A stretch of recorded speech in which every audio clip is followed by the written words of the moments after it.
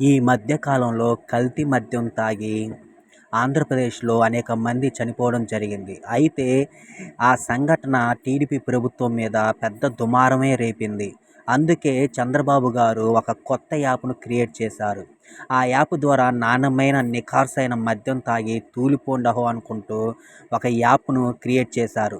ఆ యాప్ ద్వారా మద్యం బాటిల్ కొనుగోలు చేసినాక, ఆ మద్యం బాటిల్ మీద ఉన్నటువంటి క్యూఆర్ స్కానింగ్ కోడ్ గనక యూజ్ చేసినట్లయితే, ఆ మద్యం బాటిల్ ఎప్పుడు తయారు చేశారు? ఏ సంవత్సరంలో తయారు చేశారు? ఎవరు తయారు చేశారు? దాని తేదీ మొత్తం వివరాలన్నీ కూడా తెలుసుకోవచ్చు. ఆ యాప్ పేరే ఏపీ ఎక్సైజ్ సురక్ష యాప్. ఈ యాప్ ద్వారా ఆ మద్యం బాటిల్‌కి సంబంధించిన పూర్తి వివరాలు తెలుసుకోవచ్చు. ఒకవేళ ఆ మద్యానికి సంబంధించిన వివరాలు గనక స్కానింగ్ చేసినాక రాకపోతే, అది కల్తీ మద్యంగా మనం భావించవచ్చు. అంతేకాదు, లోకల్‌గా తయారు చేసి కల్తీ మద్యాన్ని అమ్ముతున్నట్లుగా మనం నిర్ణయించుకోవచ్చు.